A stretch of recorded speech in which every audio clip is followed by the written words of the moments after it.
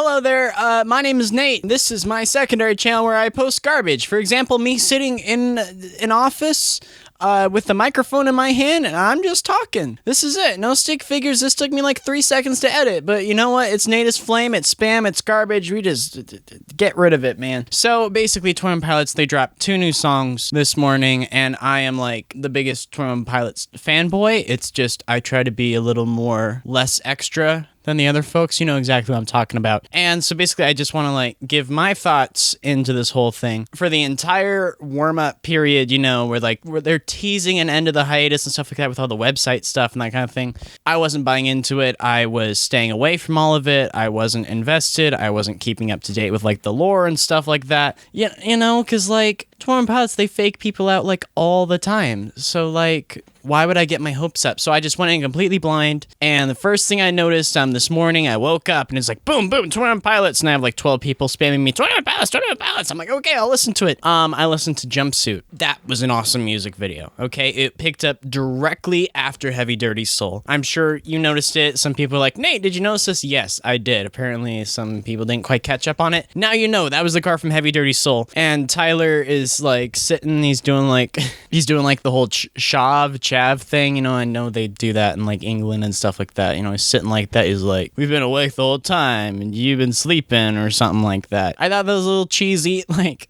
come on, don't look straight into the camera and just repeat what the email said. You're better than that. That was a little cheesy. I wasn't a fan of that. Then the song kicks in, and it's like this bouncy, crunchy bass just going back and forth. And then the whole song kind of chills out when Tyler starts singing, and I have no idea what he's singing about. I'm sure I'll figure it out in like a week or two. I'm not sure. But basically, it's bouncy, and then it goes back into the verse and that kind of thing, and it punches you in the face like...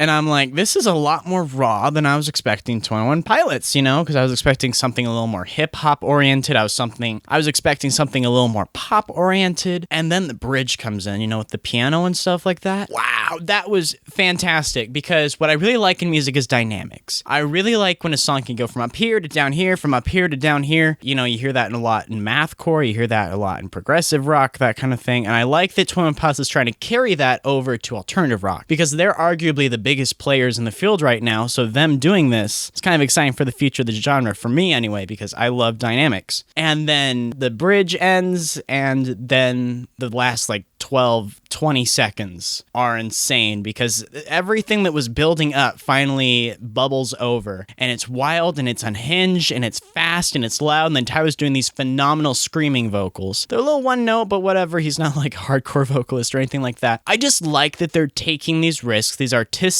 steps forward, and they're not worried about scaring people off, you know, like the screaming vocals and that kind of thing. That was awesome. That was fantastic, because that's something that would scare away Grandma. If Grandma was listening to it on the radio, she changed the channel. They don't care about that anymore, and I was kind of hoping that they would take an approach like that, because after Blurryface, they're set for life. They're good. They don't have any more mortgages to pay. They don't have any bills to pay. They're done. They're paid off. They're finished. They're like multi-millionaires. Like, you guys can experiment a little bit now, and I feel like that's really what they're doing, and that's exciting. That was everything I was hoping for 21 Pilots. And Nico and the Niners...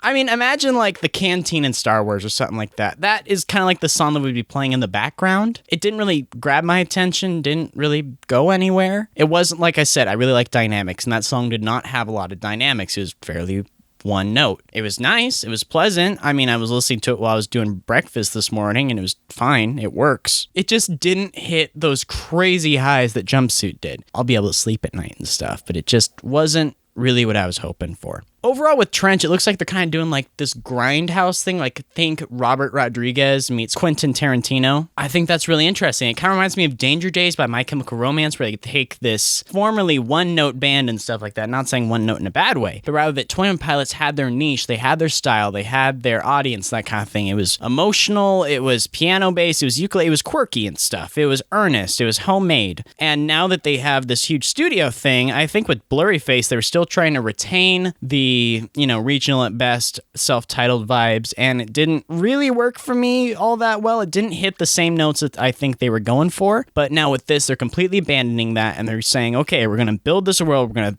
show you all these characters, we're going to do something super interesting, we're going to build a world with lore and a universe to a scale that's never been done before, and that is awesome, and I am so excited. If I think they couldn't have done two better songs to show off the potential of this album. I am going to pre-order my tickets. I'm going to buy it on vinyl the second they announce it. I am pumped for this next album. I think I'm going to be a Torment Pods fanboy again. I don't know. They might have won me back. I'm very excited for the future. You can quote me on this. If it sucks, I will be the first one to tell you, but I don't think I'll have to talk about that. So eat my butt, Brad Taste in Music. I'll see ya later. I don't know. I'd like to start using this channel more. Peace, love, dead musicians. I'll see you around.